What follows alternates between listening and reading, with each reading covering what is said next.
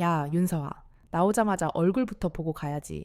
그녀가 교도소 문을 완전히 나서기도 전 저 멀리서 한 무리의 사내들이 그녀를 향해 손짓하며 걸어왔다. 그들은 하나같이 험악한 인상에 문신을 드러내고 있었으며 그녀를 조롱하는 듯한 비아냥거리는 웃음을 짓고 있었다.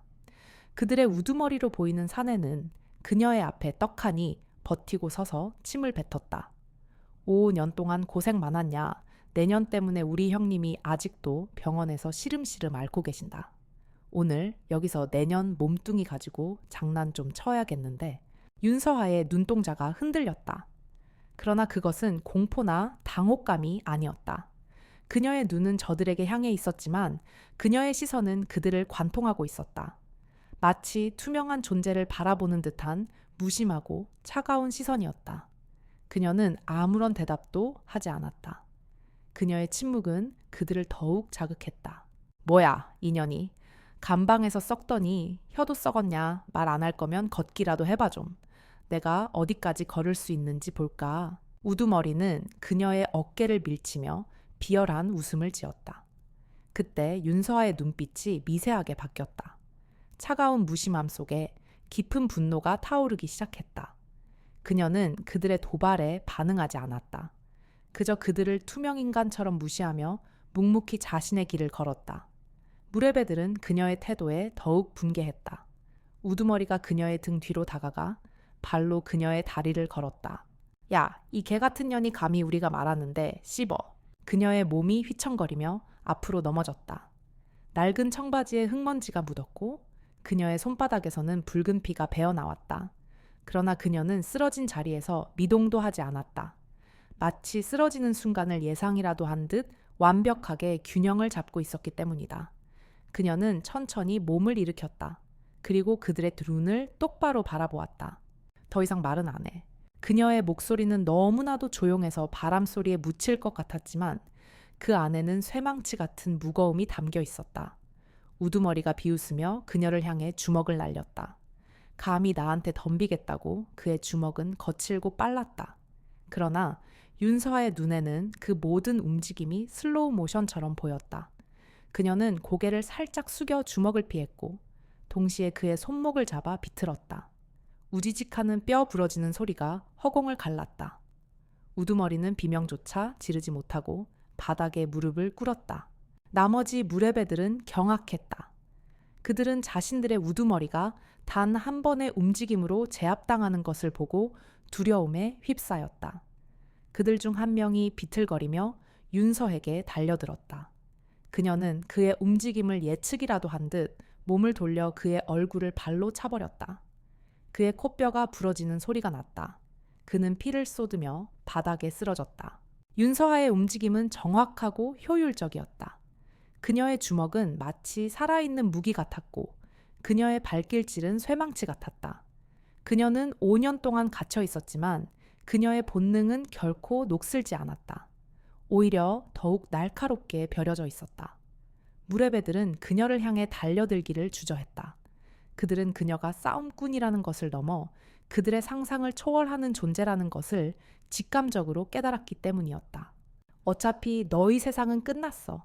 윤서아의 목소리는 다시 한번 조용히 울려 퍼졌다.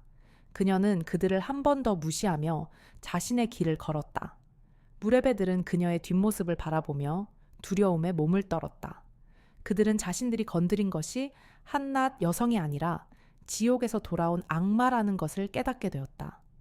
그날 그들의 조롱은 피로써 갚아졌고 그들의 세상은 그녀의 출소와 동시에 막을 내리게 될 것임을 그들은 알지 못했다.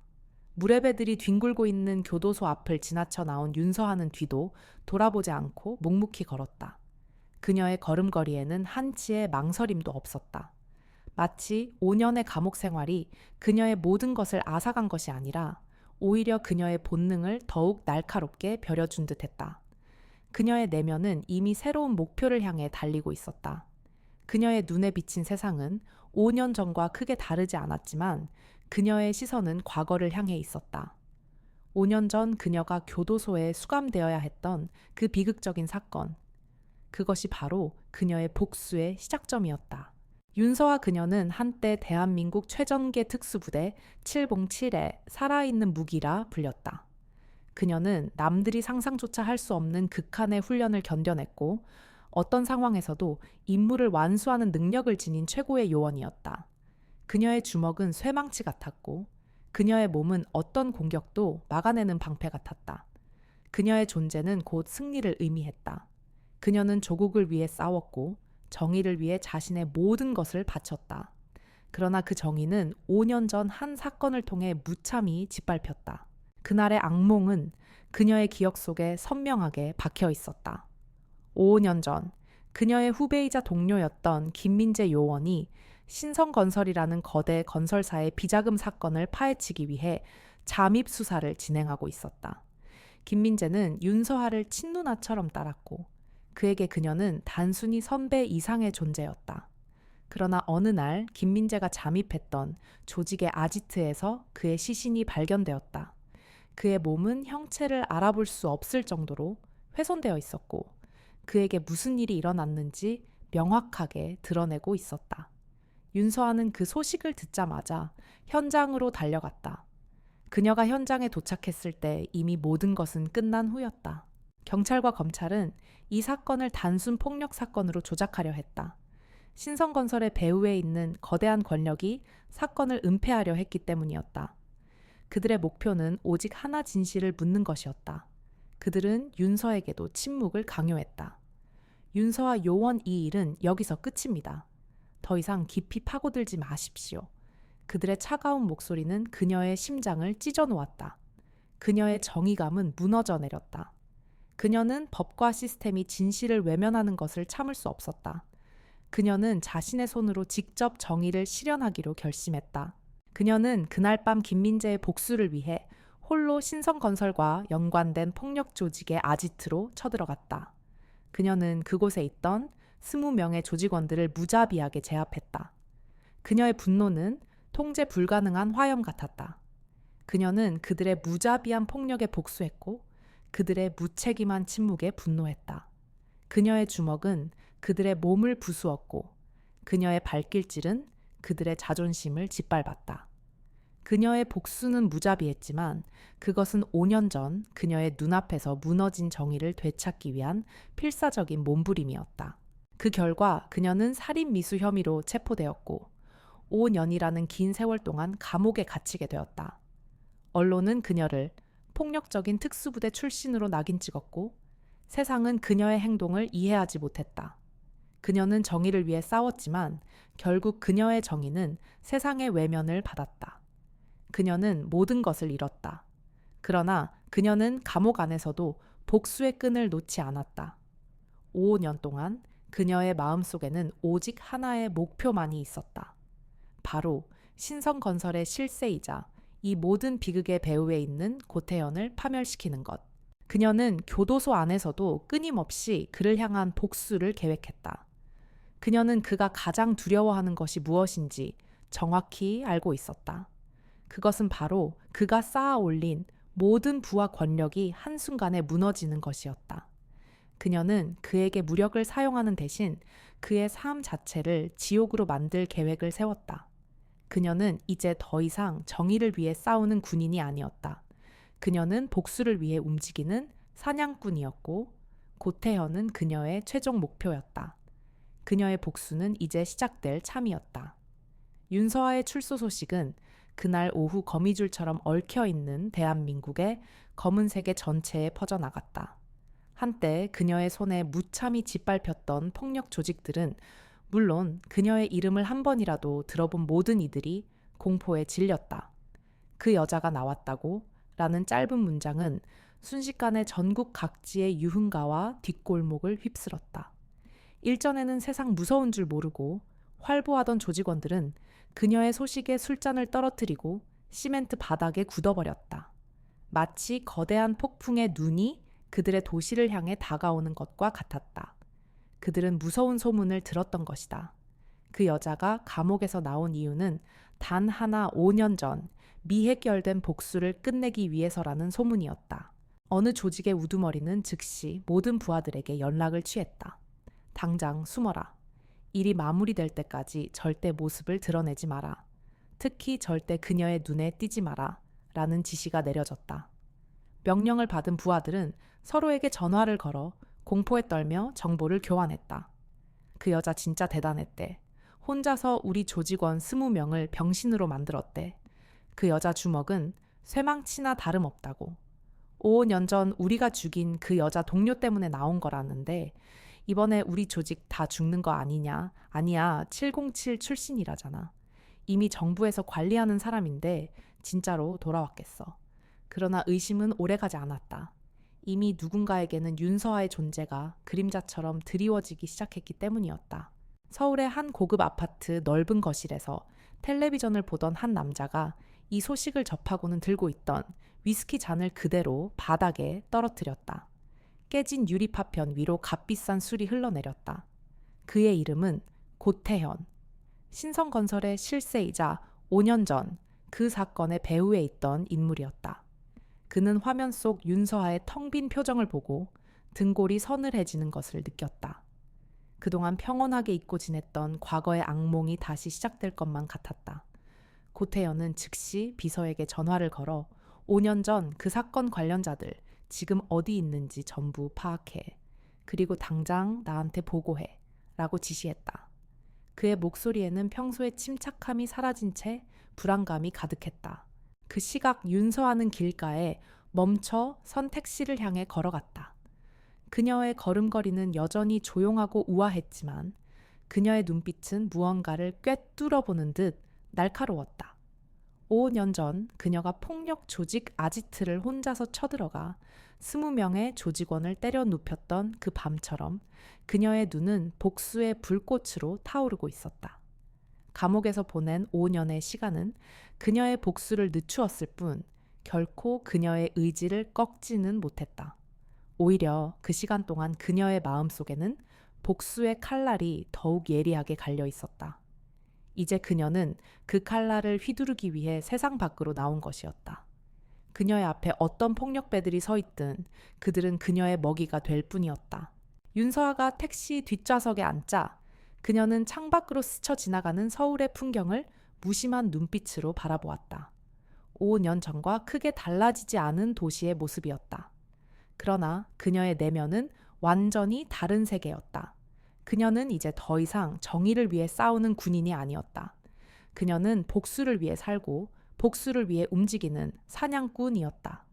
그리고 그녀의 사냥감은 5년 전의 그 사건에 조금이라도 연관된 모든 폭력배들이었다. 그녀는 그들을 찾아내어 한 명, 한 명씩 그들이 그녀의 동료에게 저지른 죄의 대가를 치르게 할 것이었다. 그들의 목숨이 그녀의 소나기에서 사라질 때까지 그녀의 사냥은 멈추지 않을 것이다. 윤서아의 복귀 소식은 이제 단순한 소문이 아니었다. 그것은 현실이었다. 그녀의 존재는 폭력배들에게 곧 죽음을 의미했다. 서울의 모든 검은 세계는 그녀의 그림자 아래에서 숨죽이고 있었다. 어떤 이들은 그녀가 그저 소문에 불과하다고 믿었지만 그들은 곧 자신들의 믿음이 얼마나 어리석은 것이었는지 깨닫게 될 것이었다. 그녀의 복수는 이미 시작되었고 그들의 도망은 이미 늦었기 때문이었다. 그들이 숨을 쉴 때마다 그들은 그녀의 차가운 숨결을 느끼게 될 것이었다. 마치 죽음이 그들의 등 뒤에 바짝 붙어 있는 것처럼 말이다. 고태현은 깨진 유리 파편 위로 쏟아진 위스키를 멍하니 바라보았다. 그의 심장은 북처럼 요동치고 있었다.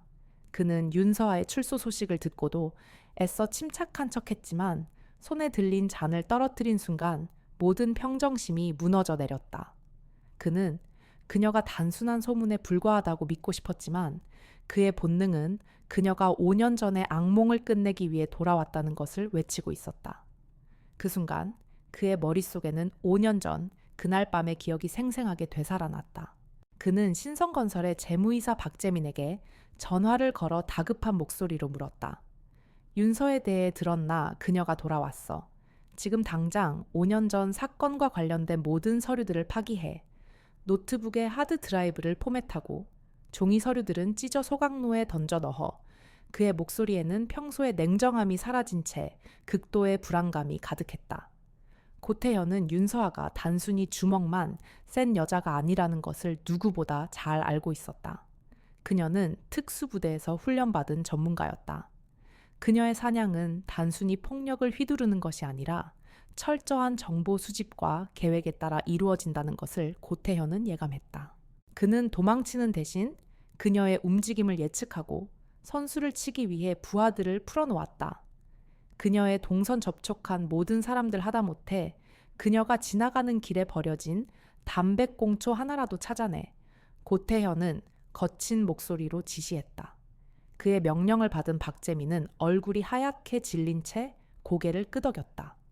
그 역시 5년 전 사건에 깊숙이 관여되어 있었기 때문이었다. 그는 윤서아의 복수 목록에 자신의 이름이 가장 먼저 올라와 있다는 것을 직감적으로 느꼈다. 그의 손은 공포로 심하게 떨리고 있었다. 한편 윤서아는 택시에서 내린 후 조용히 한 아파트 단지에 들어섰다. 그녀의 손에는 작은 가방 하나가 들려 있을 뿐이었다. 그녀는 평범한 주민처럼 자연스럽게 걸었고 누구도 그녀가 5년 전의 괴물이라고는 상상하지 못했다. 그녀의 눈은 끊임없이 주변을 스캔하며 미세한 단서들을 포착하고 있었다. 동선 CCTV 위치, 사람들의 행동 패턴까지 모든 것이 그녀의 머릿속에 완벽하게 입력되었다. 그녀는 이미 이 도시의 모든 것을 손바닥 들여다보듯 꿰뚫고 있었다. 그녀의 복수는 단순히 주먹을 쓰는 것 이상이었다. 그것은 정보전이었고 심리전이었으며 무엇보다도 계획적인 살인이었다. 윤서아는 한 아파트의 초인종을 눌렀다. 문이 열리고 5년 전 그녀의 후배였던 김민재의 어머니가 놀란 얼굴로 그녀를 맞았다. 서아야, 너 왔구나. 민재의 어머니는 눈물을 흘리며 그녀를 끌어안았다. 윤서아는 말없이 그녀의 어깨를 토닥였다. 그녀의 표정은 여전히 슬픔이 가득했지만 그녀의 마음속에는 이미 차가운 복수의 칼날이 세워져 있었다.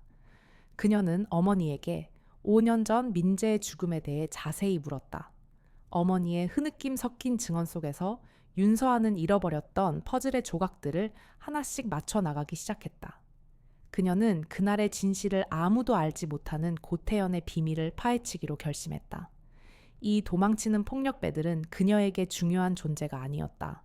그녀의 진짜 목표는 그들의 뒤에 숨어있는 고태연이었다. 그녀는 사냥의 최종 목표를 이미 정한 것이었다. 그녀의 사냥이 시작되자 폭력배들은 더욱더 필사적으로 도망치기 시작했다. 그들은 마치 먹이사슬의 가장 아래에 있는 동물들처럼 자신의 목숨을 지키기 위해 무리를 짓고 정보를 교환하며 낯선 곳으로 몸을 숨겼다. 하지만 그들의 도망은 이미 늦었다. 그녀의 그림자는 이미 그들의 바로 등 뒤에 드리워져 있었다. 그들이 아무리 멀리 도망친다 해도 그녀의 발자국은 언제나 그들의 뒤를 따를 것이었다. 이 거대한 도시는 이제 윤서하라는 이름의 거미줄에 걸린 먹잇감들로 가득 차 있었다. 그들의 운명은 이미 정해진 것과 다름없었다. 윤서아의 복수 소식은 불과 몇 시간 만에 검은세계의 모든 연결망을 마비시켰다. 한때 서로의 영역을 두고 피 터지게 싸우던 조직들은 싸움을 멈추고 각자의 은신처로 숨어들었다. 밤의 유흥계는 평소의 활기 대신 죽음 같은 침묵이 흘렀다. 살아있는 무기의 귀환이라는 소식은 모든 폭력배들의 숨통을 조이는 족쇄가 되었다. 그들은 그녀의 이름을 입에 올리는 것조차 두려워하며 그 여자 혹은 707이라고 속삭였다. 공포는 전염병처럼 빠르게 퍼져나갔고 아무도 예외일 수 없었다. 모두가 그녀의 눈을 피해 도망치려 했다. 어느 한적한 오피스텔, 한 중견 조직의 행동대장 박호철은 얼굴이 하얗게 질린 채 부하들에게 소리쳤다. 당장 모든 영업장을 정리해 가지고 있는 현금 전부 챙겨서 내일 아침에 떠난다. 그의 손은 공포로 심하게 떨리고 있었다. 박호철은 한때 용맹을 자랑하며 주먹 하나로 조직의 행동대장 자리까지 올랐지만 윤서아라는 이름 앞에서는 그 용기마저 한낱 허세에 불과했다. 그는 5년 전 윤서아가 혼자서 아지트를 초토화시키는 현장에 있었던 몇 안 되는 증인이었다. 그날의 악몽 같은 기억이 그의 머릿속을 스쳐 지나갔다. 윤서아는 사람이 아니었다. 그녀는 그저 파괴를 위해 만들어진 기계였다. 박호철은 더 이상 그 기계와 마주하고 싶지 않았다. 고태현 역시 침묵 속에서 사냥꾼의 그림자를 느끼고 있었다. 그는 서둘러 5년 전 사건과 관련된 모든 서류들을 파기하기 시작했다. 노트북에 하드 드라이브를 포맷하고 종이 서류들을 찢어 소각로에 던져 넣었다. 그의 얼굴은 평소의 냉정함을 잃은 채 극도의 긴장감으로 굳어 있었다. 윤서아는 단순히 주먹만 센 여자가 아니라는 것을 그는 누구보다 잘 알고 있었다. 그녀는 특수부대에서 훈련받은 전문가였다. 그녀의 사냥은 단순히 폭력을 휘두르는 것이 아니라 철저한 정보 수집과 계획에 따라 이루어진다는 것을 고태현은 예감했다. 그는 도망치는 대신 그녀의 움직임을 예측하고 선수를 치기 위해 부하들을 풀어놓았다. 그녀의 동선 접촉한 모든 사람들 하다못해 그녀가 지나가는 길에 버려진 담배꽁초 하나라도 찾아내 고태현은 거친 목소리로 지시했다. 그 시각 윤서아는 조용히 한 아파트 단지에 들어섰다. 그녀의 손에는 작은 가방 하나가 들려있을 뿐이었다. 그녀는 평범한 주민처럼 자연스럽게 걸었고 누구도 그녀가 5년 전에 괴물이라고는 상상하지 못했다. 그녀의 눈은 끊임없이 주변을 스캔하며 미세한 단서들을 포착하고 있었다. 동선 CCTV 위치, 사람들의 행동 패턴까지 모든 것이 그녀의 머릿속에 완벽하게 입력되었다. 그녀는 이미 이 도시의 모든 것을 손바닥 들여다보듯 꿰뚫고 있었다. 그녀의 복수는 단순히 주먹을 쓰는 것 이상이었다. 그것은 정보전이었고 심리전이었으며 무엇보다도 계획적인 살인이었다. 윤서아는 한 아파트의 초인종을 눌렀다. 문이 열리고 5년 전 그녀의 후배였던 김민재의 어머니가 놀란 얼굴로 그녀를 맞았다. 서하야, 너 왔구나. 민재의 어머니는 눈물을 흘리며 그녀를 끌어안았다. 윤서아는 말없이 그녀의 어깨를 토닥였다. 그녀의 표정은 여전히 슬픔이 가득했지만 그녀의 마음속에는 이미 차가운 복수의 칼날이 세워져 있었다. 그녀는 어머니에게 5년 전 민재의 죽음에 대해 자세히 물었다. 어머니의 흐느낌 섞인 증언 속에서 윤서아는 잃어버렸던 퍼즐의 조각들을 하나씩 맞춰 나가기 시작했다. 그녀는 그날의 진실을 아무도 알지 못하는 고태현의 비밀을 파헤치기로 결심했다. 이 도망치는 폭력배들은 그녀에게 중요한 존재가 아니었다. 그녀의 진짜 목표는 그들의 뒤에 숨어 있는 고태현이었다. 그녀는 사냥의 최종 목표를 이미 정한 것이었다. 그녀의 사냥이 시작되자 폭력배들은 더욱 더 필사적으로 도망치기 시작했다. 그들은 마치 먹이사슬의 가장 아래에 있는 동물들처럼 자신의 목숨을 지키기 위해 무리를 짓고 정보를 교환하며 낯선 곳으로 몸을 숨겼다. 하지만 그들의 도망은 이미 늦었다. 그녀의 그림자는 이미 그들의 바로 등 뒤에 드리워져 있었다. 그들이 아무리 멀리 도망친다 해도 그녀의 발자국은 언제나 그들의 뒤를 따를 것이었다. 이 거대한 도시는 이제 윤서아라는 이름의 거미줄에 걸린 먹잇감들로 가득 차 있었다. 그들의 운명은 이미 정해진 것과 다름없었다. 고태현의 비서 박재민은 얼굴이 하얗게 질린 채 고개를 끄덕였다. 그는 5년 전 윤서아가 혼자서 아지트를 초토화시키는 현장에 있었던 몇 안 되는 증인이었다. 그날의 악몽 같은 기억이 그의 머릿속을 스쳐 지나갔다. 윤서아는 사람이 아니었다. 그녀는 그저 파괴를 위해 만들어진 기계였다. 박재민은 더 이상 그 기계와 마주하고 싶지 않았다. 그는 공포에 질려 고태현에게 소리쳤다. 사장님, 그 여자는 사람이 아닙니다. 도망쳐야 합니다. 그녀가 나타나기 전에 모든 것을 버리고 떠나야 합니다. 그러나 고태현은 냉정하게 말했다. 도망, 그건 가장 어리석은 선택이야. 그녀는 우리를 쫓아 지옥 끝까지 갈 거야. 그녀가 원하는 것은 돈도 명예도 아니야. 그녀는 복수를 원해. 그리고 그녀의 복수는 우리를 파멸시키는 거야. 우리는 도망칠 수 없어. 오직 한 가지 방법만 있어. 그녀를 먼저 제거하는 것. 고태현은 자신의 명령을 거역하는 박재민의 목소리에 분노를 느꼈다. 그는 더 이상 박재민을 믿지 않았다. 고태현의 눈은 이제 내부의 배신자를 찾기 위해 번뜩이기 시작했다. 그의 조직은 윤서아의 존재로 인해 내부에서부터 무너져 내리고 있었다. 그 시각 윤서아는 조용히 고태현의 사무실이 있는 건물 건너편 카페에 앉아 있었다. 그녀의 손에는 깨끗하게 닦인 노트북이 들려 있었다. 그녀는 그 노트북을 통해 박재민의 모든 연락처와 정보를 파악하고 있었다. 박재민은 그저 시작에 불과했다. 그녀의 사냥은 이제 막 첫 번째 도미노를 쓰러뜨렸을 뿐이었다. 그녀는 이제 다음 사냥감을 노리고 있었다. 그녀의 발걸음은 가볍고 조용했지만 그녀의 등 뒤에는 피냄새를 맡은 짐승의 기운이 느껴졌다. 그녀의 복수는 이제 더 빠르고 더 잔인하게 진행될 것이었다. 그녀는 사냥꾼이고 그녀의 먹잇감들은 이미 그녀의 거미줄에 걸려 있었다. 윤서하는 박재민에게 접근하기 위해 새로운 신분 이유진을 만들었다. 그녀는 신분 세탁 전문가를 찾아가 자신의 모든 과거를 지웠다. 그녀는 이제 더 이상 윤서하가 아니었다.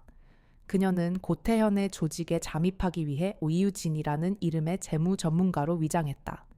그녀는 박재민이 가장 중요하게 여기는 신성건설의 비자금 장부와 관련된 일을 하기 위해 그에게 접근할 계획을 세웠다. 그녀는 자신의 복수를 위해 자신의 모든 것을 버렸다.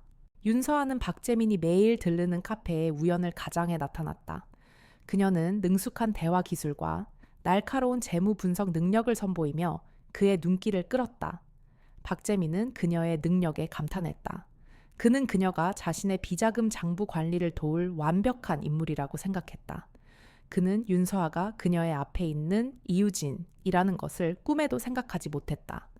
그녀의 얼굴은 화장으로 교묘하게 가려져 있었고 그녀의 눈빛은 무심하고 차가웠다. 그녀의 존재는 박재민에게는 행운이었지만 사실은 그에게 다가오는 죽음이었다. 이유진 윤서하은 박재민의 신임을 얻기 위해 더욱 치밀하게 움직였다. 그녀는 그가 좋아하는 와인을 선물하고 그가 다니는 골프장에 나타났다. 그녀는 그의 모든 것을 파악하고 있었다. 그의 습관, 그의 약점, 그리고 그의 욕망까지 모든 것이 그녀의 감시망에 들어와 있었다. 그녀는 박재민을 완전히 자신의 소나기에 넣었다. 그녀는 이제 그를 이용해 고태연의 심장부에 칼날을 꽂을 준비를 마쳤다. 그녀의 복수는 이제 시작될 참이었다. 그녀의 복수는 단순한 복수가 아니었다. 그것은 완벽한 파멸이었다. 이유진 윤서하은 박재민의 신뢰를 얻기 위해 더욱 대담해졌다. 그녀는 그에게 접근하여 신성건설의 재정 상태에 대한 날카로운 분석을 제공했다. 그녀의 분석은 박재민의 예상보다 훨씬 정확하고 깊이 있었다.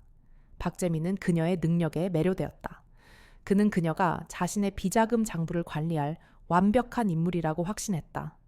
그는 그녀를 이유진이라는 이름의 재무 전문가로 고용했다. 윤서아는 마침내 고태연의 조직에 잠입하는 데 성공했다. 그녀는 이제 고태연의 가장 가까운 곳에서 그의 심장부를 노리고 있었다. 이유진은 박재민의 지시에 따라 신성건설의 모든 재무 기록을 검토하기 시작했다.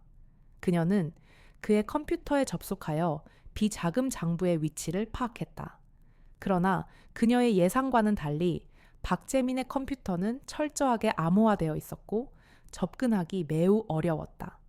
박재민은 자신의 보안 시스템에 절대적인 자신감을 가지고 있었다. 그는 윤서아가 해킹 전문가라는 사실을 꿈에도 생각하지 못했다. 그녀는 특수부대에서 배운 모든 해킹 기술을 총동원하여 그의 보안 시스템을 뚫기 시작했다. 그녀의 손가락이 키보드 위에서 춤추듯 움직일 때마다 박재민의 보안망은 한 층씩 허물어져 내리고 있었다. 그녀의 작업은 며칠 밤낮으로 이어졌다. 마침내 그녀는 박재민의 보안 시스템을 뚫는 데 성공했다. 그녀는 그의 컴퓨터에서 백도어를 발견했다. 그것은 신성건설의 모든 비자금 흐름과 정치인들과의 유착 관계가 담긴 김민재의 파일이었다. 그녀는 파일을 여는 순간 모든 것을 잃었던 5년 전 그날의 악몽이 되살아났다. 그녀는 파일을 복사하기 시작했다. 그녀의 손은 떨리고 있었지만 그녀의 마음은 차갑게 식어 있었다. 그녀의 복수는 이제 막바지에 다다르고 있었다. 파일이 다운로드되는 동안 그녀의 귀에 낯익은 목소리가 들려왔다. 오랜만이네, 서하. 그녀는 놀라서 뒤를 돌아보았다. 그곳에는 그녀의 옛 동료이자 5년 전 그녀를 배신했던 김영훈이 서 있었다. 그는 그녀를 돕는 척하면서 사실은 그녀를 이용해 신성건설의 정보를 빼돌리려는 이중적인 목적을 가지고 있었다. 그의 얼굴은 평온했지만 그의 눈빛은 탐욕으로 번들거리고 있었다. 윤서아는 그에게서 짙은 배신감을 느꼈다. 그녀는 그가 자신의 복수를 이용하려 한다는 것을 직감적으로 깨달았다. 김영훈은 그녀에게 다가와 말했다. 네가 여기 있을 줄 알았어. 이제 그만해. 복수는 너를 파멸로 이끌 뿐이야. 이 모든 파일을 내게 넘겨. 내가 처리할게. 너는 이제 자유를 찾아야 해. 그의 목소리는 달콤했지만 그 안에는 독이 숨겨져 있었다. 윤서아는 그의 말에 흔들리지 않았다. 그녀는 그를 믿지 않았다. 그녀는 그가 자신의 복수를 방해하려 한다는 것을 알고 있었다. 그녀는 차가운 목소리로 말했다. 이 모든 것은 내 것이야. 너는 이 일에서 손 떼. 김영훈은 그녀의 차가운 태도에 당혹감을 감추지 못했다. 그는 그녀가 자신의 의도를 이미 꿰뚫고 있다는 것을 깨달았다. 김영훈은 그녀를 설득하려 했지만 윤서아는 그의 말을 듣지 않았다. 그녀는 다운로드가 완료된 하드 드라이브를 들고 자리를 떠나려 했다. 그때 김영훈은 그녀를 향해 달려들었다. 그는 그녀의 하드 드라이브를 빼앗으려 했지만 그녀의 움직임은 그보다 훨씬 빨랐다. 그녀는 그의 손을 잡고 뒤로 비틀었다. 우지직하는 뼈 부러지는 소리가 허공을 갈랐다. 김영훈은 고통의 비명을 지르며 바닥에 쓰러졌다. 그의 얼굴은 공포와 절망으로 일그러졌다. 그는 자신이 윤서아를 과소평가했다는 것을 깨달았다. 그녀는 여전히 살아있는 무기였다. 그녀는 그를 무시하며 사무실을 빠져나갔다. 김영훈은 고통에 몸부림치며 바닥에 쓰러졌다. 그의 얼굴은 배신감과 공포로 일그러져 있었다. 그는 윤서아가 자신을 용서할 것이라고 믿었지만 그녀는 그에게 어떤 자비도 보이지 않았다. 그녀는 이제 더 이상 과거의 동료가 아니었다. 그녀는 그저 복수만을 위해 존재하는 차가운 기계였다.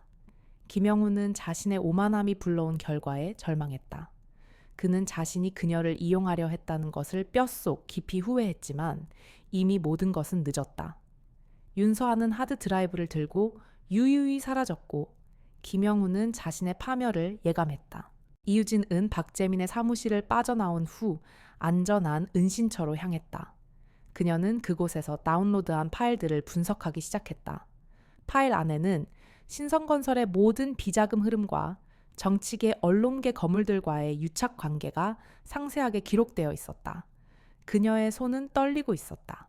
그녀가 5년 동안 기다려온 복수의 증거가 마침내 그녀의 손에 들어온 것이다.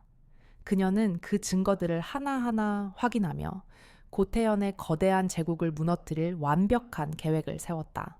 그녀의 복수는 단순히 고태연을 파멸시키는 것에 그치지 않았다. 그녀는 그가 가장 소중히 여기는 것을 빼앗아 그에게 죽음보다 더 끔찍한 절망을 안겨줄 계획이었다. 그녀는 그에게 무력을 사용하는 대신 그의 삶 자체를 지옥으로 만들 계획을 세웠다.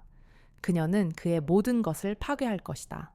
그의 명성, 그의 재산, 그리고 그의 권력까지. 그녀는 그가 쌓아 올린 모든 것을 한순간에 무너뜨릴 것이다. 그녀는 이제 더 이상 망설이지 않았다. 그녀의 복수심은 이제 개인적인 감정을 넘어 하나의 거대한 정의의 칼날이 되었다. 한편 김영훈은 자신의 팔을 부여잡고 힘겹게 일어섰다. 그는 윤서아가 자신을 용서할 것이라고 믿었던 오만함을 후회하며 자신의 파멸을 막기 위해 발버둥치기 시작했다. 그는 고태현에게 연락을 취했다. 사장님 윤서아가 살아있습니다. 그녀가 신성건설의 모든 비자금 장부를 가지고 있습니다. 그녀가 우리를 파멸시키려 합니다. 그의 목소리는 절박했다. 그러나 고태현은 이미 김영훈을 의심하고 있었다. 그는 김영훈이 자신을 배신하고 윤서아와 손을 잡았다고 생각했다. 고태현은 김영훈의 말을 믿지 않고 그를 역으로 추적하기 시작했다. 그는 김영훈의 모든 통신망을 감시하고 그의 동선을 파악했다. 고태현은 자신이 김영훈의 배신을 먼저 알아차렸다고 믿으며 그를 제거할 계획을 세웠다. 그는 김영훈에게 자신의 부하들을 보냈고 김영훈은 자신이 파멸의 길을 걷고 있다는 것을 깨달았다. 그는 윤서에게 배신당하고 고태현에게 버림받았다.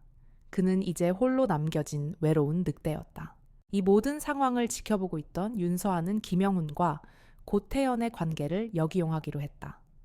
그녀는 김영훈의 핸드폰으로 익명의 메시지를 보냈다. 김영훈 씨, 고태연이 당신을 의심하고 있습니다. 당신의 모든 것을 알고 있습니다. 당신은 이제 그에게 버려졌습니다. 그녀의 메시지는 김영훈의 마음에 깊은 절망을 심어주었다. 김영훈은 자신이 믿었던 모든 것이 무너지는 것을 느끼며 절규했다. 그는 고태연에게 복수하기 위해 마지막 발악을 준비했다. 그는 고태연의 가장 큰 약점을 알고 있었다. 바로 그의 딸 고아린이었다. 김영훈은 복수심에 눈이 멀어 고아린을 이용하기로 결심했다. 이 모든 것은 윤서아의 계획대로 흘러가고 있었다. 그녀는 이제 새로운 사냥감, 김영훈과 고태연을 동시에 파멸시킬 계획을 세웠다. 김영훈은 자신이 파멸의 길을 걷고 있다는 것을 깨달았다. 그는 윤서에게 배신당하고 고태현에게 버림받았다. 그의 손목은 윤서아의 주먹에 부러졌고 그의 마음은 그녀의 차가운 눈빛에 산산조각 났다. 그는 이제 더 이상 잃을 것이 없다고 생각했다. 그의 머릿속에는 오직 하나의 목표만이 있었다. 바로 고태현을 파멸시키는 것. 그는 고태현이 가장 소중하게 여기는 것을 빼앗아 그에게 죽음보다 더 끔찍한 절망을 안겨줄 계획을 세웠다. 그의 가장 큰 무기는 고태현의 딸 고아린이었다. 김영훈은 고아린이 매일 아침 등교하는 길목에 숨어 그녀를 납치할 계획을 세웠다. 그는 고아린을 인질로 삼아 고태현에게서 신성건설의 모든 비자금 장부를 빼앗을 작정이었다. 그의 계획은 완벽해 보였다. 그는 윤서아의 복수를 방해하고 고태현에게 복수하며 자신의 모든 것을 되찾을 수 있을 것이라고 믿었다. 그는 복수심에 눈이 멀어 자신의 행동이 어떤 비극적인 결과를 초래할지 전혀 예상하지 못했다. 이 모든 상황을 지켜보고 있던 윤서아는 김영훈의 계획을 간파했다. 그녀는 그가 고아린을 이용해 고태현에게 복수하려 한다는 것을 직감적으로 깨달았다. 그녀의 마음속에는 복수심과 함께 깊은 회의감이 밀려왔다. 그녀는 자신의 복수가 또 다른 무고한 희생을 낳을 수도 있다는 생각에 불안해졌다. 그녀는 이제 더 이상 복수를 위해 움직이는 기계가 아니었다. 그녀에게는 아직 양심이 남아 있었다. 그녀는 복수의 길끝에서 새로운 비극을 만들고 싶지 않았다. 윤서아는 김영훈을 막기 위해 움직이기 시작했다. 그녀는 고아린의 등교 길목에 미리 가서 김영훈의 움직임을 감시했다. 그녀의 눈은 끊임없이 주변을 스캔하며 미세한 단서들을 포착하고 있었다. 그녀의 등 뒤에는 피 냄새를 맡은 짐승의 기운이 느껴졌지만 그녀의 마음은 평온했다. 그녀는 이제 더 이상 복수만을 위해 살지 않았다. 그녀는 무고한 사람들을 보호하기 위해 움직였다. 고아린이 등교하는 길목에 들어섰을 때 김영훈은 그녀의 뒤를 쫓아 차를 몰았다. 그는 고아린을 납치하기 위해 준비하고 있었다. 그때 윤서아가 그의 앞에 나타났다. 그녀의 얼굴은 차갑고 단호했다. 김영훈은 그녀를 보고 경악했다. 네가 어떻게 여기에? 그의 목소리는 경련하듯 떨렸다. 윤서아는 그의 말을 무시하며 말했다. 김영훈, 이제 그만해. 이 아이는 아무 죄가 없어. 그녀의 목소리는 조용했지만 그 안에는 거대한 폭풍이 몰아치고 있었다. 김영훈은 그녀의 말을 듣지 않았다. 그는 분노에 차서 윤서아를 향해 달려들었다.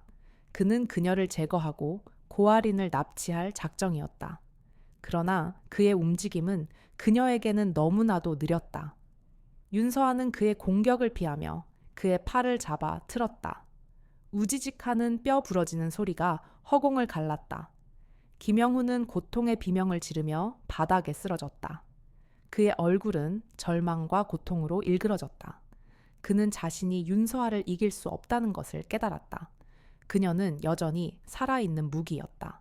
윤서아는 김영훈을 제압한 후 고아린을 안전한 곳으로 피신시켰다. 그녀는 그에게 아무런 말도 하지 않았다. 그녀의 눈에는 복수심 대신 깊은 슬픔과 연민이 담겨 있었다.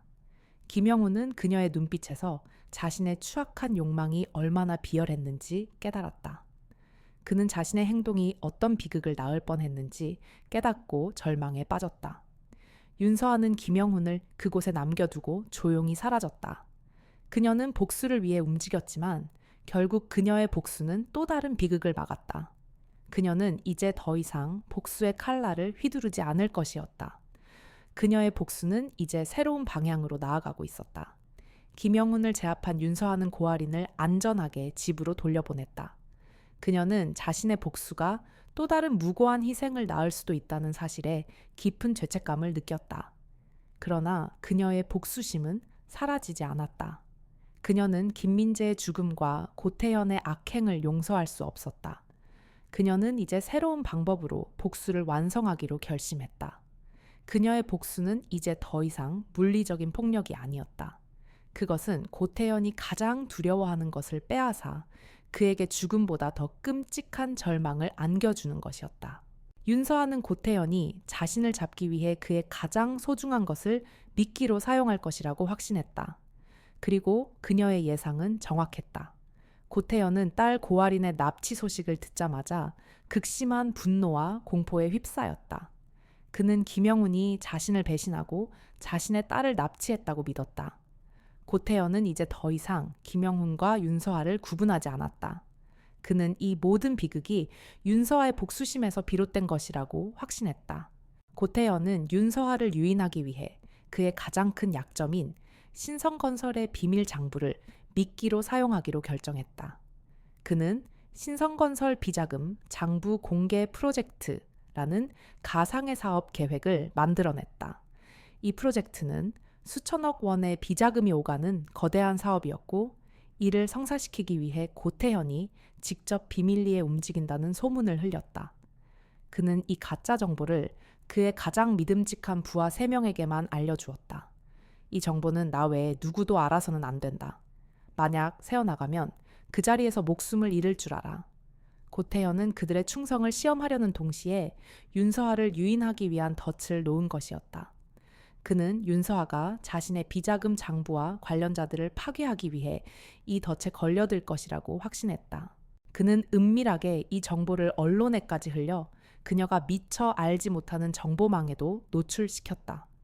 고태현은 자신이 그녀를 완벽하게 예측하고 있다고 믿었다.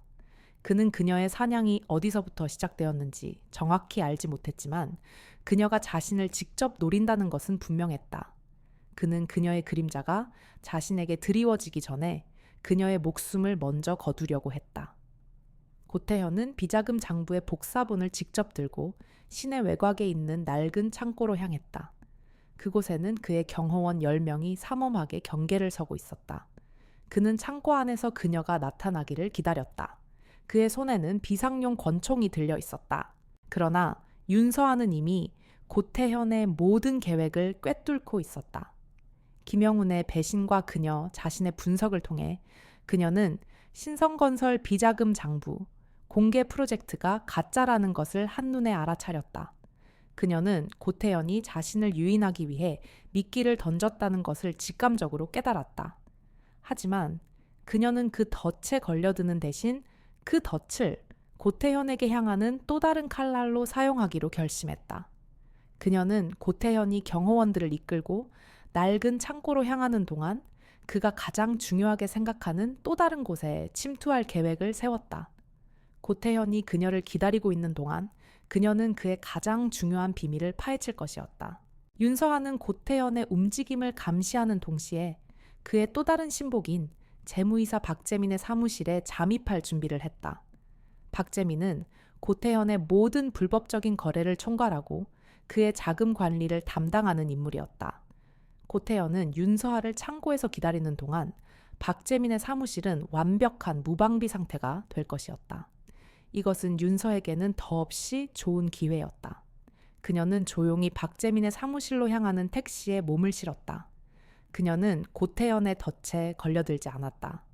오히려 그녀는 그 덫을 이용해 고태현의 심장을 찌를 가장 날카로운 칼날을 준비하고 있었다. 고태현이 낡은 창고에서 허공을 향해 덫을 놓는 동안 윤서아는 조용히 그의 신복인 재무이사 박재민의 사무실에 잠입했다. 그녀의 움직임은 그림자처럼 소리 없이 빨랐다. 그녀는 박재민의 컴퓨터에 고태현의 모든 불법 거래 기록과 비자금 흐름이 담겨 있다는 것을 알고 있었다.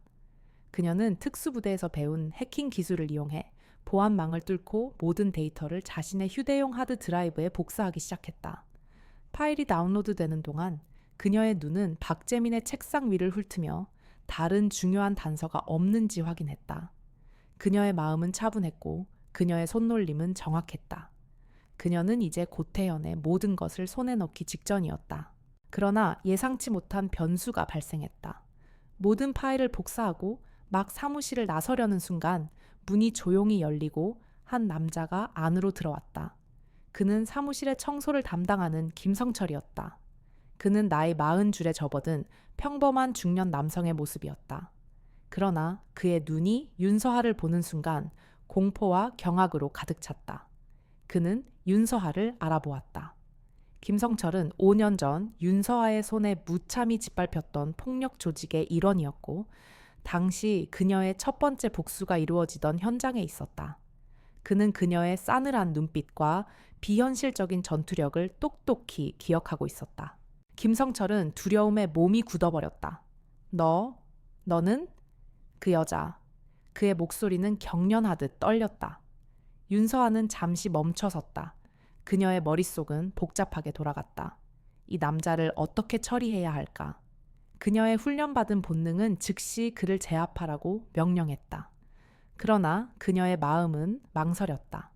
그녀는 이제 더 이상 폭력을 쓰지 않기로 다짐했었다. 그녀는 조용히 김성철에게 다가갔다. 그녀의 눈빛은 무시무시했지만 그 안에 담긴 슬픔은 김성철의 가슴을 찔렀다. 김성철은 5년 전 그녀의 주먹에 맞아 쓰러졌던 동료들의 모습과 함께 그녀의 무자비한 분노를 떠올렸다. 윤서아는 나지막한 목소리로 말했다. 김성철 씨, 5년 전 그날 밤을 기억하십니까?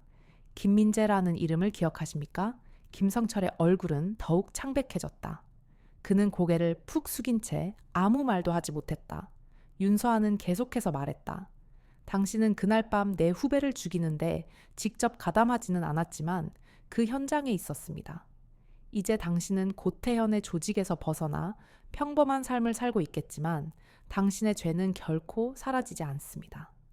윤서아의 말은 그에게 깊은 죄책감을 안겨주었다. 그는 자신의 새로운 삶이 한순간에 무너질 수도 있다는 것을 직감했다. 김성철은 두 손을 모아 애원했다. 살려주십시오. 저는 그저 시키는 대로 했을 뿐입니다. 저는 정말 후회하고 있습니다. 윤서아는 그의 눈을 똑바로 바라보았다. 그녀는 그의 눈에서 진정한 공포와 후회를 읽었다. 그녀는 그에게 마지막 기회를 주기로 결심했다. 고태현은 지금 모든 것을 버리고 도망칠 준비를 하고 있습니다. 당신은 고태현의 오래된 은신처와 도피 경로를 알고 있겠지요. 내게 모든 것을 말해주면 당신의 죄를 용서해 주겠습니다. 윤서아는 김성철의 목숨을 빼앗는 대신 그를 자신의 편으로 끌어들이기로 한 것이다. 김성철은 잠시 망설였다. 고태현을 배신하는 것은 죽음을 의미했다.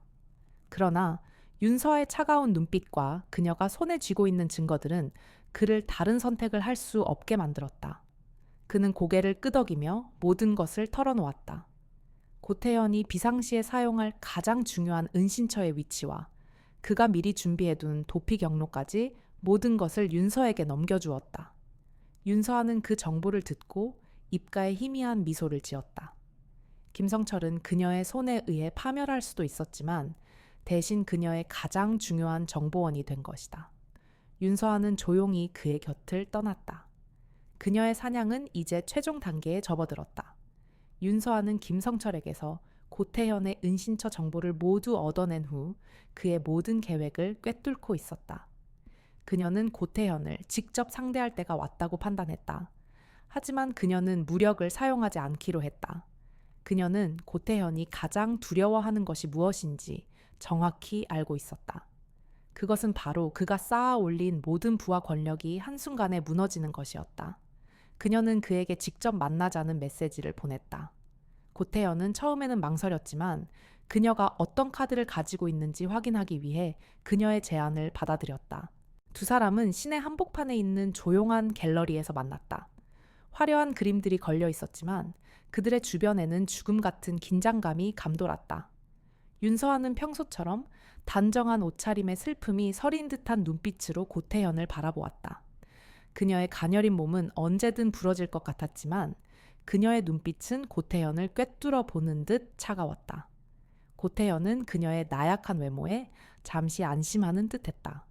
그는 윤서아가 자신의 권력과 돈 앞에서 무릎 꿇을 것이라고 착각했다. 그는 거만한 미소를 지으며 말했다. 윤서아 씨, 오랜만입니다. 이렇게 직접 만날 줄은 몰랐군요. 당신의 용기에 감탄했습니다. 하지만 당신은 5년 전의 실수를 반복하는 것 같군요. 당신의 동료를 위해 더 이상 당신의 인생을 망치지 마시오. 윤서아는 아무 말 없이 고태연을 응시했다. 그녀의 눈빛은 어떤 감정도 담겨 있지 않았다. 그녀는 천천히 입을 열었다. 고태연 씨, 당신은 아주 교묘하게 모든 것을 덮었습니다. 5년 전 당신이 김민재 요원을 죽이고 그 사건을 은폐하기 위해 얼마나 많은 돈을 썼는지, 그리고 얼마나 많은 사람들을 협박했는지 저는 모두 알고 있습니다. 고태연의 얼굴은 굳어졌다. 그의 눈빛은 당혹감과 분노로 흔들렸다. 그는 윤서아가 단순히 소문을 듣고 온 것이 아니라는 것을 깨달았다. 그녀의 말은 너무나도 구체적이고 정확했다. 당신은 지금 나의 비자금 장부를 말하는 겁니까? 내게서 무엇을 원하는 겁니까? 돈 아니면 권력. 고태연은 윤서아의 눈을 똑바로 바라보며 말했다. 당신은 이미 모든 것을 잃은 사람입니다. 나는 당신의 인생에 비해 잃을 것이 너무 많소. 나는 나의 가정을 지켜야 하고 나의 사업을 지켜야 합니다. 당신이 원하는 것이 무엇이든 나는 들어줄 수 있습니다. 5년 전의 일은 모두 잊고 이제 각자의 길을 갑시다. 이것은 당신에게 마지막 기회입니다. 고태연은 자신의 약점을 노출하는 동시에 그녀의 복수심을 잠재우려고 했다. 그는 윤서아가 자신의 가족을 위협하는 것을 두려워하고 있었다. 그의 말은 위협이기도 했지만 동시에 자신의 약점을 스스로 드러내는 것이기도 했다. 그러나 윤서아는 흔들리지 않았다. 그녀는 차가운 미소를 지으며 말했다. 고태연 씨, 당신은 나의 인생을, 나의 동료를 그리고 나의 정의를 앗아갔습니다. 나는 이제 당신의 모든 것을 앗아갈 것입니다. 당신이 소중히 여기는 모든 것들을 당신이 가장 두려워하는 방식으로 파괴할 것입니다. 당신의 가족, 당신의 사업, 당신의 명성까지 모든 것을요. 그녀의 목소리는 조용했지만 그 안에는 거대한 폭풍이 몰아치고 있었다. 고태현은 윤서아의 말에서 진심을 읽었다. 그는 그녀가 더 이상 단순한 복수를 원하는 것이 아니라는 것을 깨달았다. 그녀는 그에게 죽음보다 더 끔찍한 파멸을 안겨주려 하고 있었다.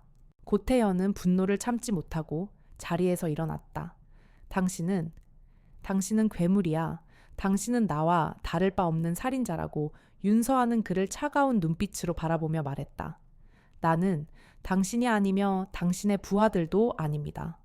나는 내가 파괴해야 할 것을 파괴할 뿐입니다. 당신은 더 이상 도망칠 수 없습니다.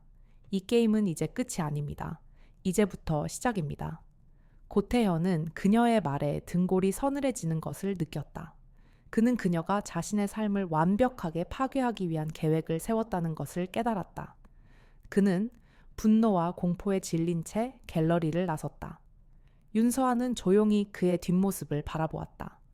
이제 그는 그녀의 의도대로 미끼를 물고 발버둥 칠 것이다. 갤러리에서의 만남 이후 고태현은 분노와 공포에 휩싸여 자신의 사무실로 돌아왔다. 그의 머릿속은 윤서아의 차가운 말들로 가득했다. 나는 이제 당신의 모든 것을 앗아갈 것입니다. 그는 그녀가 허풍을 떨고 있는 것이 아님을 직감했다. 그녀는 그를 파멸로 이끌 명확한 계획을 가지고 있었다. 고태현은 자신의 경호원들을 모두 불러 모았다. 지금부터 모든 외부 활동을 중단한다. 모든 통신망을 감시하고 한 사람도 빠짐없이 그녀의 흔적을 찾아내 그의 목소리는 절박했다. 그는 그녀가 자신의 조직을 어떻게 파괴할지 몰라 극심한 불안감에 시달렸다. 그러나 윤서아는 이미 첫 번째 움직임을 시작했다. 그녀의 복수는 단순히 고태현의 목숨을 빼앗는 것에 그치지 않았다. 그녀의 목표는 고태현이 5년 동안 쌓아 올린 모든 것을, 그의 명성, 그의 재산, 그리고 그의 권력까지 송두리째 파괴하는 것이었다. 그녀는 복수의 도구로 무력을 사용하는 대신 그가 가장 신성시하는 법과 여론을 사용하기로 했다. 그녀는 재무이사 박재민의 컴퓨터에서 복사한 모든 불법 거래 기록, 비자금 장부, 그리고 정치인들과의 유착 관계가 담긴 서류들을 정리하기 시작했다. 그녀는 이제 이 모든 증거들을 세상에 공개하여 고태현의 제국을 내부에서부터 무너뜨릴 계획을 세웠다. 윤서아는 먼저 익명으로 언론사에 고태현의 비자금 장부와 불법 거래에 관한 파일을 전송했다. 그녀는 그와 유착 관계에 있는 모든 고위 공직자들의 이름과 그들의 약점까지 상세히 기록하여 함께 보냈다. 이 모든 파일들은 그녀의 철저한 정보 분석을 통해 완성된 것이었다. 그녀의 복수는 무분별한 폭력이 아니라 정교한 한 편의 예술 작품과 같았다. 그녀의 손가락이 키보드 위에서 움직일 때마다 고태현의 제국은 한 층씩 허물어져 내리고 있었다. 그녀는 세상의 모든 정의로운 힘을 빌려 고태현을 심판하려 했다. 그의 모든 재산은 몰수될 것이고 그의 명성은 땅에 떨어질 것이며 그의 모든 권력은 한순간에 사라질 것이다. 윤서아는 또한 김성철에게서 얻은 정보를 이용해 고태현의 마지막 은신처와 도피 경로를 미리 선점했다. 그녀는 고태현이 모든 것을 잃고 마지막 발버둥을 칠 때 그가 도망갈 수 있는 모든 길을 막아놓기로 했다. 그녀는 고태현이 아무리 멀리 도망치려 해도 그녀의 그림자가 언제나 그의 등 뒤를 쫓고 있다는 사실을 깨닫게 해주고 싶었다. 그녀의 복수는 그를 절망의 끝으로 몰아넣는 것이었다. 그녀는 고태현이 자신처럼 모든 것을 잃은 채 외로운 절망 속에서 죽어가기를 바랐다. 그녀의 눈빛에는 증오와 분노뿐만 아니라 5년 동안 그녀를 짓눌러온 깊은 슬픔이 함께 담겨 있었다. 다음 날 아침 대한민국 전역의 언론들은 고태현과 그의 조직에 대한 충격적인 보도들을 쏟아내기 시작했다. 고태현의 모든 불법 행위와 정치계와의 유착 관계가 적나라하게 드러났다. 그의 이름은 순식간에 전 국민의 공분을 샀고 검찰은 즉시 고태현을 수사하기 위해 특별수사팀을 꾸렸다. 고태현은 자신의 사무실에 앉아 텔레비전에서 흘러나오는 뉴스를 보며 경악했다. 그의 얼굴은 절망과 분노로 일그러졌다. 그가 5년 동안 쌓아 올린 거대한 제국이 윤서아의 차가운 복수심에 의해 한순간에 무너져 내리고 있었다. 그의 모든 부하들은 그를 배신하고 도망쳤다. 그는 이제 아무도 없는 섬에 홀로 남겨진 것과 다름없었다. 윤서아는 조용히 자신의 은신처에서 뉴스를 지켜보았다. 그녀의 복수는 이제 절반쯤 성공했다. 고태현은 이제 모든 것을 잃었다. 그러나 아직 그녀의 복수는 끝나지 않았다. 그녀의 마지막 목표는 고태현의 목숨이었다. 그녀는 그에게 죽음보다 더 끔찍한 절망을 안겨준 후 그의 목숨을 직접 거둘 계획이었다. 그녀의 손은 차가웠지만 그녀의 마음은 뜨거운 복수심으로 불타고 있었다. 그녀의 복수는 이제 마지막 단계에 접어들었다. 그녀는 이제 고태현을 찾아 나설 것이다. 그의 목숨을 빼앗기 위해, 그리고 그녀의 동료 김민재의 원한을 갚기 위해. 고태현은 자신의 제국이 무너지고 모든 부하들이 도망치자 시내 외곽에 있는 폐공장 지대에 숨어들었다. 정아유는 김성철에게서 얻은 정보를 바탕으로 그가 숨어 있는 곳을 정확히 알아냈다. 그녀는 이제 마지막 사냥을 시작하기 위해 조용히 폐공장을 향했다. 폐공장 지대는 낡은 건물들과 녹슨 철골들로 가득했다. 윤서아가 건물 안으로 들어서자 그녀의 눈의 마지막까지 고태현의 곁을 지키던 행동대장 박영호가 나타났다. 그는 거구의 체격에 험악한 인상을 가지고 있었고 그녀를 보자마자 거친 숨을 몰아쉬었다. 박영호는 고태현의 지시를 받고 그녀를 보자마자 공격하기 위해 대기하고 있었다. 그 여자, 윤서아가 만나 내년이 우리 조직을 이렇게 만들었겠다. 박영호는 쇠 파이프를 휘두르며 그녀에게 달려들었다. 윤서아는 냉정한 표정으로 박영호의 공격을 피했다. 그녀의 움직임은 여전히 빠르고 우아했지만 그녀의 눈빛은 차가웠다. 그녀는 더 이상 감정을 씻지 않았다. 그녀와 박영호의 격투는 순식간에 폐공장 전체를 뒤흔들었다. 박영호의 둔탁한 공격은 그녀의 몸을 스쳐 지나갔지만 그녀의 방역은 정확하고 치명적이었다. 그녀는 박영호의 강점을 역이용해 그를 낡은 기계들 사이로 몰아붙였다. 박영호는 분노에 차서 몸을 돌려 쇠파이프를 휘둘렀고 윤서아는 그의 손목을 잡아틀어 쇠파이프를 땅에 떨어뜨렸다. 뼈가 어긋나는 소리가 폐공장 안에 울렸다. 그러나 그들이 격투를 벌이는 와중에 예상치 못한 사고가 발생했다. 그들이 격투를 벌이던 곳 옆에 쌓여있던 무거운 철제 빔들이 굉금과 함께 무너져 내린 것이다. 철제 빔들이 무너져 내린 곳에는 한 명의 젊은 여성이 쓰러져 있었다. 그녀의 이름은 유진. 그녀는 이 폐공장에서 사진을 찍기 위해 홀로 찾아온 아마추어 사진 작가였다. 유진은 윤서하와 박영호가 싸우는 것을 보고 두려움에 몸을 숨겼지만 결국 사고를 피하지 못하고 파편에 깔려 피를 흘리고 있었다. 그녀의 비명소리는 폐공장 전체를 울렸다. 윤서하는 유진의 모습을 보는 순간 온몸의 피가 식는 것을 느꼈다. 그녀는 박영호를 제압하는 것을 멈추고 유진에게 달려갔다. 그녀의 눈빛은 흔들렸고 그녀의 마음은 혼란스러웠다. 그녀는 자신이 보호하고자 했던 무고한 사람을 자신의 손으로 다치게 했다는 사실에 극심한 충격을 받았다. 윤서아가 유진에게 달려간 사이 박영호는 비틀거리며 도망쳤다.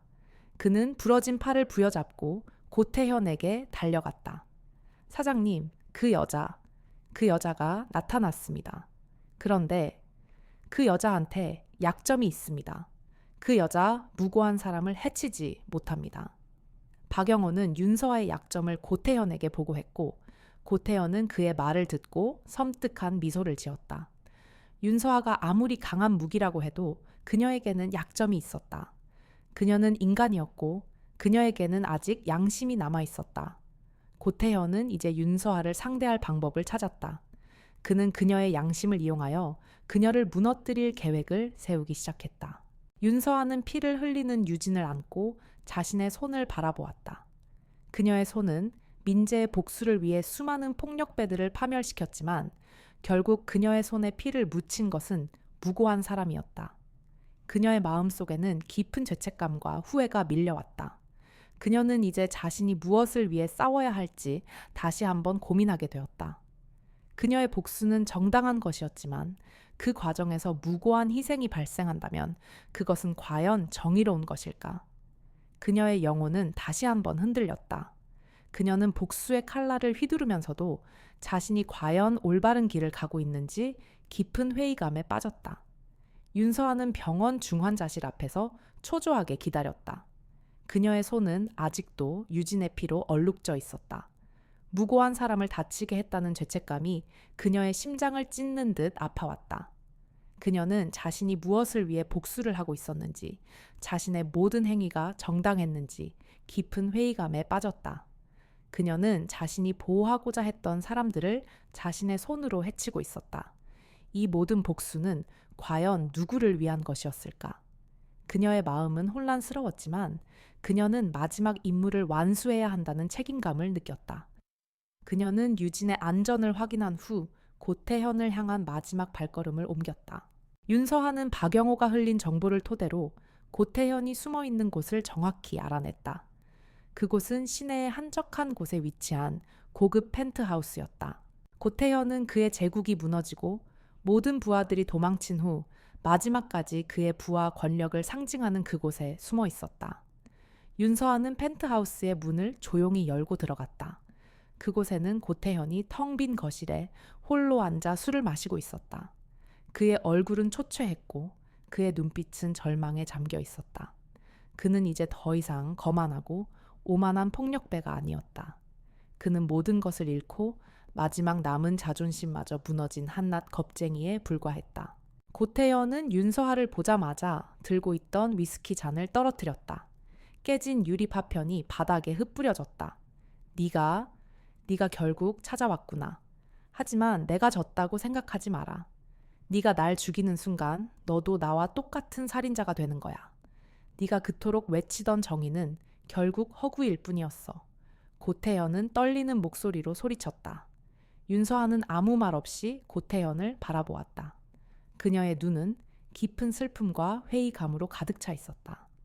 그녀의 머릿속에는 유진의 피투성이 얼굴과 김민재의 잔인한 죽음이 교차하며 떠올랐다.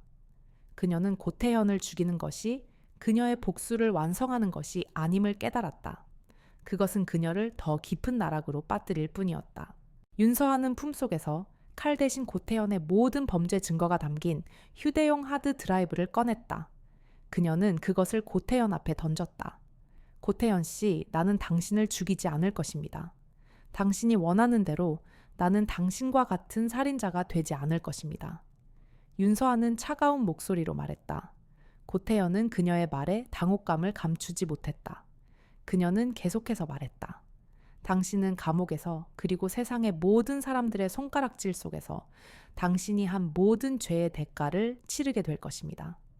당신이 쌓아 올린 모든 재산과 권력은 한순간에 사라질 것이고 당신의 이름은 영원히 이 사회의 오점으로 남을 것입니다. 당신에게 죽음은 너무나도 쉬운 벌입니다. 당신은 이제 평생을 고통 속에서 살게 될 것입니다. 윤서아의 말은 고태현에게 죽음보다 더 끔찍한 절망을 안겨주었다. 그는 자신의 파멸이 이미 정해졌다는 사실에 절규했다. 아니야, 아니야. 이럴 수는 없어. 그는 머리를 감싸 쥐고 오열했다. 그의 모든 것이 무너지는 순간이었다. 윤서아는 조용히 그의 뒤를 돌아섰다. 그녀의 복수는 끝났다. 그녀는 고태현의 목숨을 빼앗는 대신 그에게 죽음보다 더 잔인한 심판을 내렸다. 그녀는 자신의 영혼을 구원한 것이었다.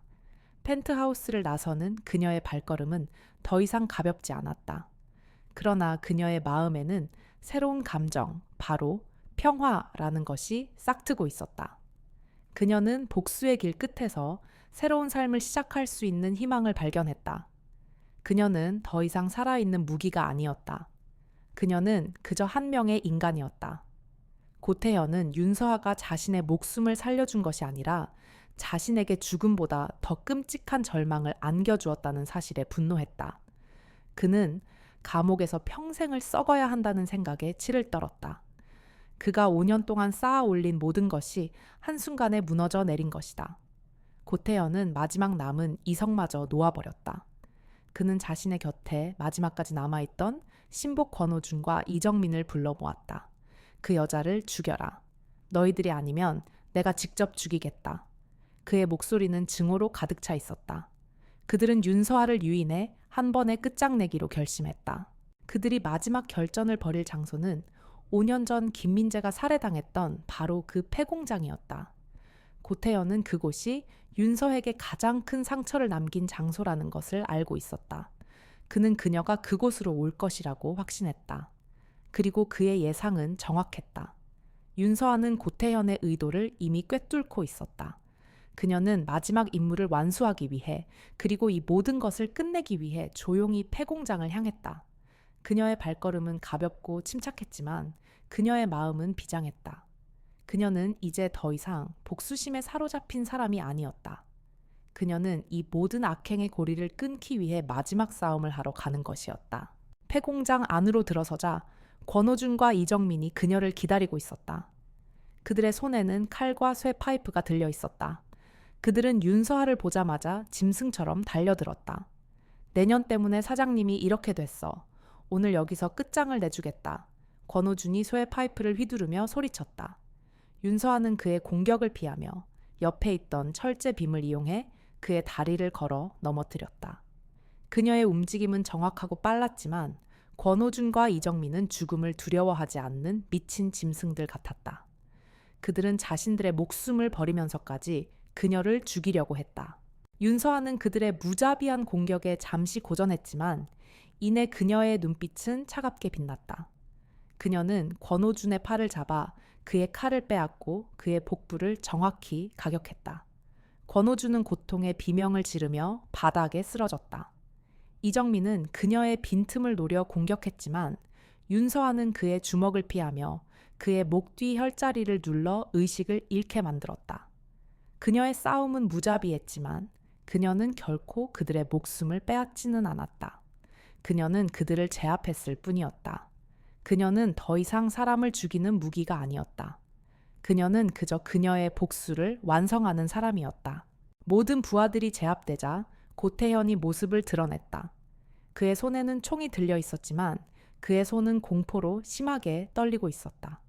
이 악마 같은 년, 내 모든 것을 빼앗아갔어. 내 목숨이라도 가져가라. 고태현은 떨리는 목소리로 소리쳤다. 윤서아는 그를 향해 천천히 걸어갔다.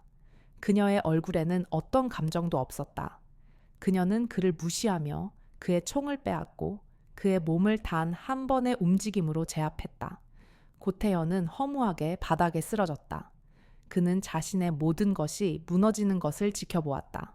윤서아는 고태현의 목숨을 빼앗는 대신 그를 그곳에 남겨두었다.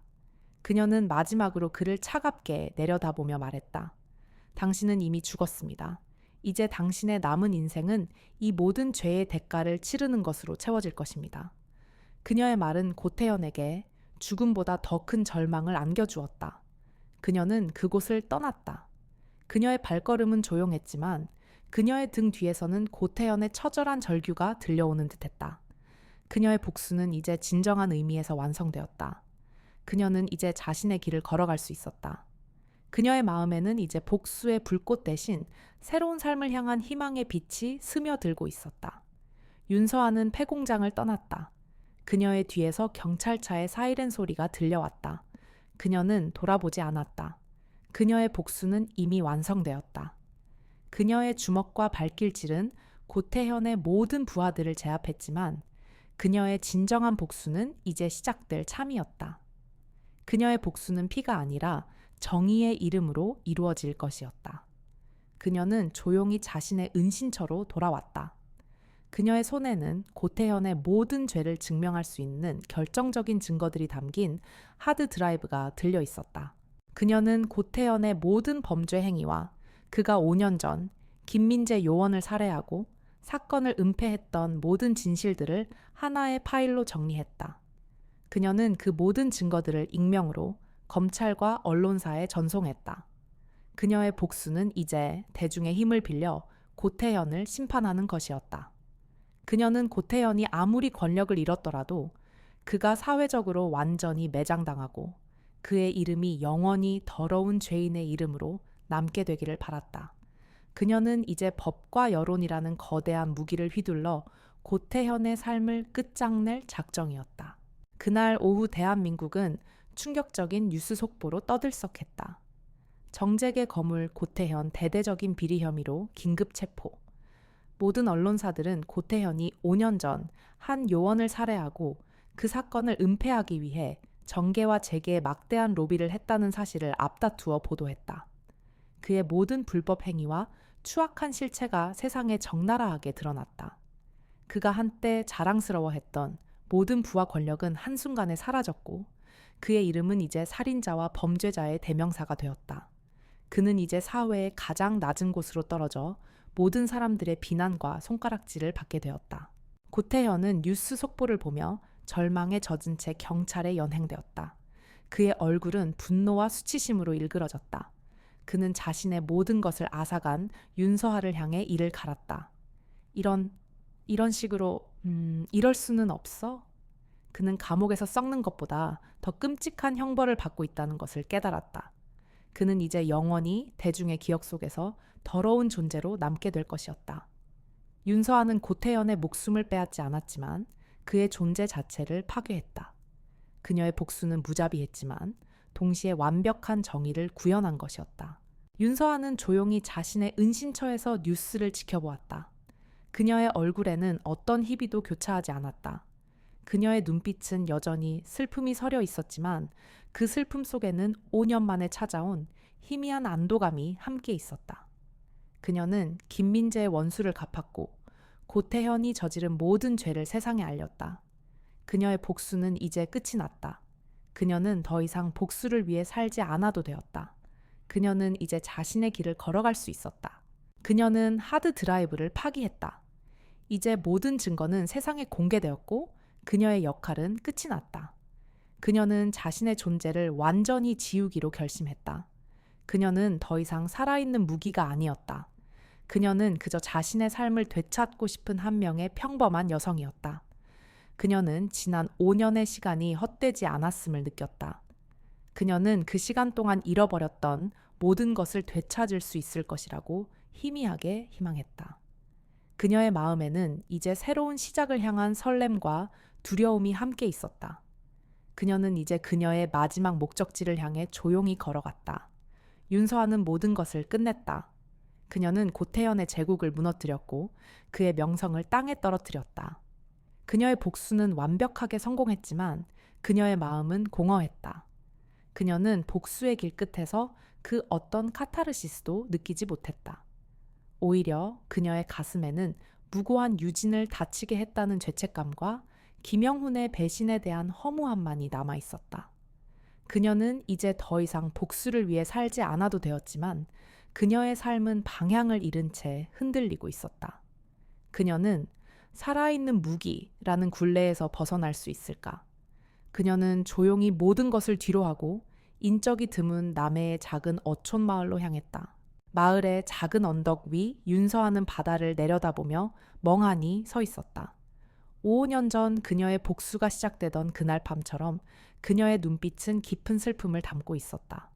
그녀는 고태현을 파멸시켰지만 그것이 김민재의 죽음을 되돌릴 수는 없다는 것을 깨달았다.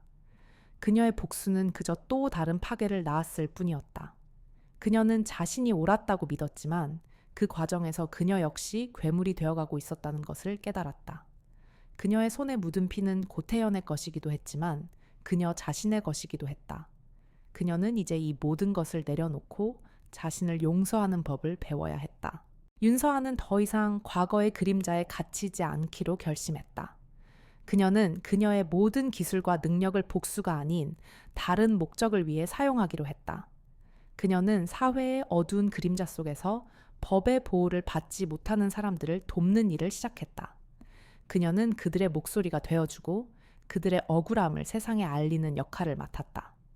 그녀는 여전히 어둠 속에 숨어 있었지만 그녀의 존재는 빛을 잃은 사람들에게 희미한 희망의 빛이 되어주고 있었다.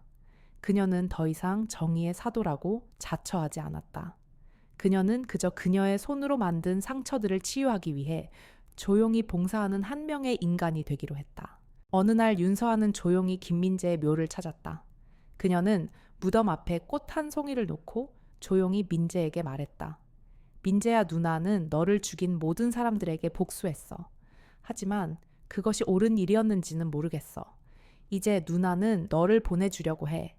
그리고 이제 나 자신을 위해 살려고 해. 너의 죽음이 헛되지 않도록 누나는 이 세상의 모든 어둠 속에서 빛을 찾으려 할 거야. 그녀의 목소리는 떨렸지만 그녀의 눈빛은 더 이상 혼란스럽지 않았다. 그녀는 이제 복수라는 이름의 감옥에서 완전히 벗어난 것이다.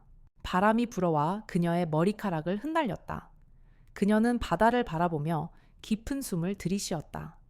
그녀의 마음속에는 이제 복수라는 거대한 감정 대신 텅 빈 공간이 생겼다. 그러나 그 공간은 곧 새로운 희망과 새로운 삶으로 채워질 것이었다. 그녀는 복수의 칼날을 놓았지만 그녀의 내면은 더욱 강해졌다. 그녀는 이제 모든 것을 잃은 고태현처럼 혹은 모든 것을 얻으려 했던 김영훈처럼 허무하게 살지 않을 것이다. 그녀는 자신의 삶을 그리고 자신의 가치를 스스로 만들어 나갈 것이다. 그녀는 그렇게 한 명의 고독한 영웅이 되었다. 댓글로 여러분의 소중한 의견과 감동을 나눠주세요. 좋아요와 구독은 저희 채널에 큰 힘이 됩니다. 더 많은 분들이 이 이야기를 접할 수 있도록 주변에 공유해 주시면 감사하겠습니다. 여러분의 관심과 응원 덕분에 저희는 더 좋은 이야기로 찾아뵐 수 있습니다.